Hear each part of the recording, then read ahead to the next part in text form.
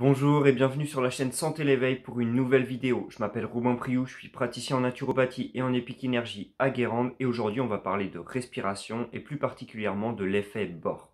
Bon, au début j'étais parti pour faire ma propre définition de l'effet Bohr et j'ai bien vu que c'était pas compréhensible et ça partait n'importe où. Du coup, j'ai pris celle de Wikipédia, alors merci Wiki. L'effet Bohr, c'est la diminution de l'affinité de l'hémoglobine pour l'oxygène lors d'une augmentation de la pression partielle en dioxyde de carbone ou d'une diminution de pH. Pour rappel, le dioxyde de carbone, c'est le CO2 et l'oxygène, c'est O2. Celle-là, elle est pour toi, Quentin. Autrement dit, quand tu inspires, l'air entre dans tes poumons et les globules rouges attrapent l'oxygène.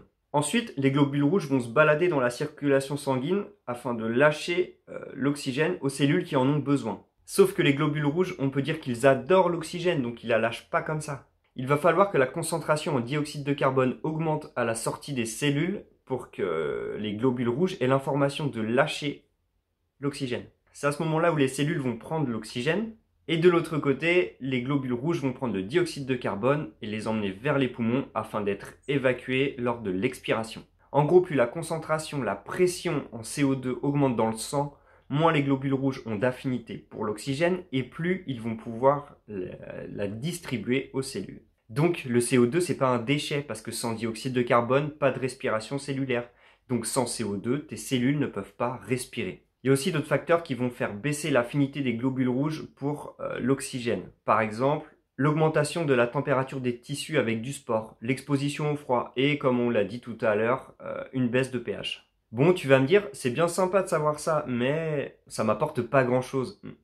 Laisse-moi finir. Faut savoir que pour la plupart d'entre nous, le seuil de tolérance au CO2 est très bas. C'est-à-dire que dès que le taux de CO2 augmente un tout petit peu dans le sang, on a envie et même besoin de respirer. Donc on manque d'endurance et surtout, il y a beaucoup de cellules qui ne vont pas pouvoir respirer correctement. La cause principale, c'est l'hyperventilation, c'est-à-dire une respiration plutôt rapide et en général par la bouche. Comme je l'ai dit dans la vidéo 6 raisons de respirer par le nez, quand on respire par la bouche, on fait sortir trop de dioxyde de carbone, ce qui peut amener à l'hyperventilation au bout d'un moment, et donc à une baisse du seuil de tolérance au dioxyde de carbone.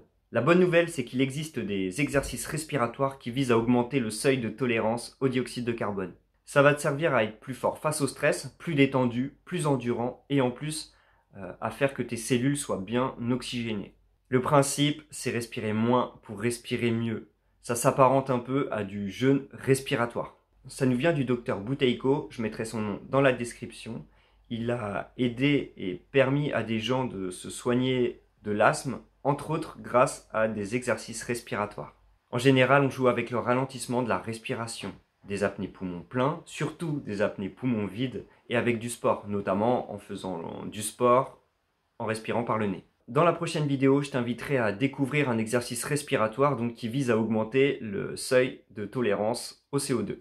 J'espère que cette vidéo t'a plu, n'hésite pas à mettre un pouce bleu et à t'abonner. Si tu souhaites te réapproprier ta respiration, renforcer tes niveaux de santé, augmenter tes performances sportives ou si simplement tu as des questions, contacte-moi.